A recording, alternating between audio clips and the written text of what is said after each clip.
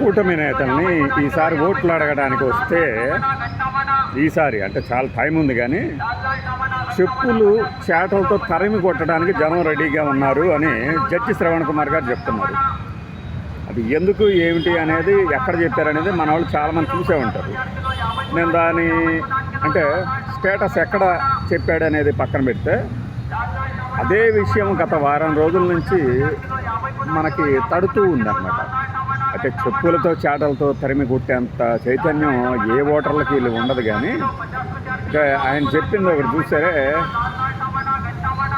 2029 ఎలక్షన్స్లో ఆ మ్యాండేట్ ఇలా వస్తుంది అని తెలిసిన మరుక్షణం లోకేష్, పవన్ కళ్యాణ్, చంద్రబాబు ముగ్గురు ఫ్లైట్లు వేసేసుకుని వెళ్ళిపోతారు రాష్ట్రం నుంచి అని చెప్తున్నారు.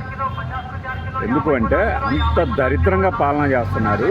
వాళ్ళు ఏం చేస్తున్నారో వాళ్ళకి తెలుసు కాబట్టి దానికి రెసిప్రోకల్గా ప్రకంపన, అదే రియాక్షన్ ఉంటుంది అనేది.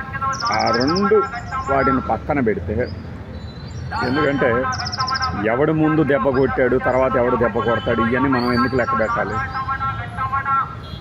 ఈ ఎందుకు అంటే అంత వ్యతిరేకత ఉన్నది. ఒక నెల గడిచింది, 2 నెలలు గడిచింది, 3 నెలలు గడిచాయి, 9 నెలలు గడిచాయి, 10 నెలలు గడిచాయి. మన దేవార్సు వెధవలు చెప్పే దరిద్రపు సామెతలో టైం కూడా ముగిసిపోయింది. ఇంకా ఏదో చెప్పి నమ్మిద్దాము అంటే ఎలా కుదురుతుంది? ఫస్ట్ నేను చెప్పే ఎగ్జాంపుల్ చూడండి, చాలా అందరికీ అనుభవం అయింది. మా దొరబాబు అంటే రోడ్డు మీద ఒక టిఫిన్ సెంటర్ పెట్టుకొని నడుపుతూ ఉంటాడు బైక్ మీద, దొరబాబు అని ఇక్కడే. అతని దగ్గర నేను సరదాగా ఒక 2 దోశలు తిని వస్తూ ఉంటాను.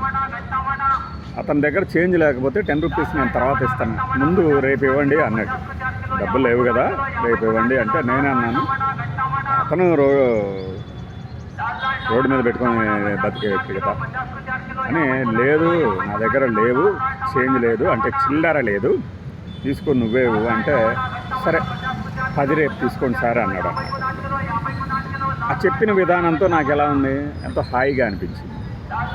తర్వాత వస్తూ అసలు ఒక 10 రూపాయలు మనం వదిలేస్తే మాత్రం ఏమైంది అని వచ్చేసాం. రేపు ఎల్లుండి గుర్తు చేయకపోయినా నష్టమే ఉండదు.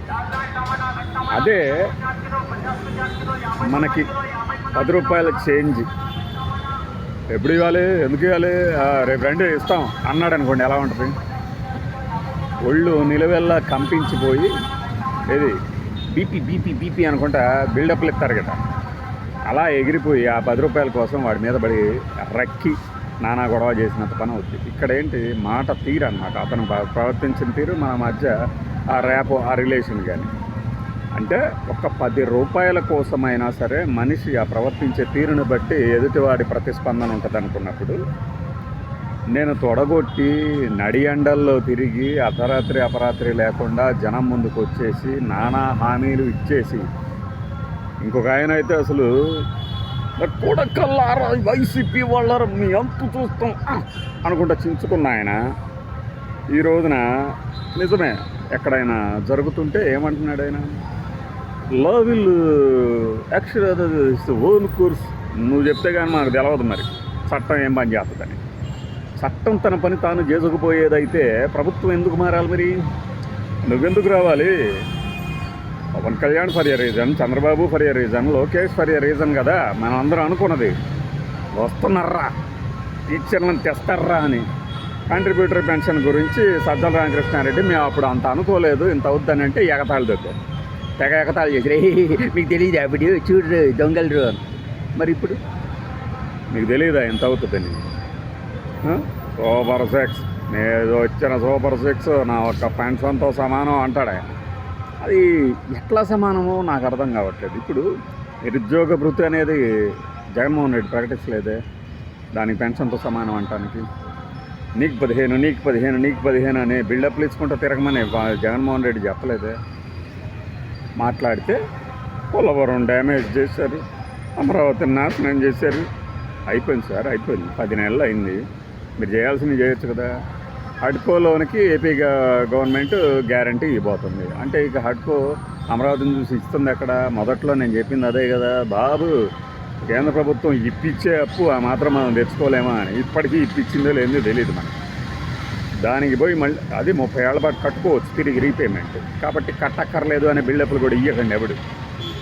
మీ ఆశలు మీ భ్రమలు మా కళ్ళ ముందు పటాపంచలు చేసేసారు. ఇంకా ఆ పార్టీని అభిమానించే వాళ్ళు ఎవరికైనా సరే అది కాదు ఇది కాదు అని ముచ్చట చెప్పాలనుకుంటే కుదిరే పని కాదు. మీ ఓట్లు మీరు వేసేసుకోండి, వీడు ఎవరికైనా వేసుకోండి ఓట్లు. అప్పటికన్నా ఇప్పుడు జరుగుతుంది కదా అంటే ఒకడు ఏం జరుగుతుందా నువ్వు చూపించి ఏం జరుగుతుందో. ఆ జడ్జి శ్రవణ్ కుమార్ గారు మరీ దారుణంగా మాట్లాడారు, కానీ అసలు అసలు ఏమీ లేదు అన్నట్టు. ఇంకా ఎలా ఉంటుందంటే ఆంధ్ర ప్రజలు ఇంకొక 10 రోజులు పోతే వాళ్ళ దగ్గర వీళ్ళ దగ్గర అడుక్కునే వాళ్ళ దగ్గర అవుతారండి. అది కానే కాదు, పద్ధతి కాదు అది అలా మాట్లాడటం. జరుగుతుంటాయి, కానీ వాళ్ళు చెప్పిన దాన్ని మాత్రం దారుణంగా వంచారు జనాన్ని. నేను చెప్పిన ఈ 10 రూపాయల ఫీలింగ్ ఉందే, మోసపోయాము అనే ఫీలింగ్ వాళ్ళందరిలో బలంగా ఉంది. 10 నెలల తర్వాత చేస్తాము, 20 నెలల తర్వాత చేస్తాము, ఇవన్నీ పక్కన పెడితే ఆ మోసపోయాము అనే ఫీలింగ్ చాలా దారుణంగా ఉంది. ఎంటబడి కొట్టడం అనేది ఆంధ్రప్రదేశ్లో ఇప్పుడు అలా జరిగే పని కాదు. ఏమంత నేరం చేశారు వాళ్ళేం ముందు నుంచి చెప్తున్నారు కదా, మమ్మల్ని నమ్మకండి అని. పైగా జగన్మోహన్ రెడ్డి ఎప్పుడో చెప్పాడు కదా వచ్చే ముందు, చంద్రముఖిని తట్టి లేపినట్టే ఆయన వస్తే ఏమి ఉండవని. బుద్ధి లేకుండా ఇస్తారు.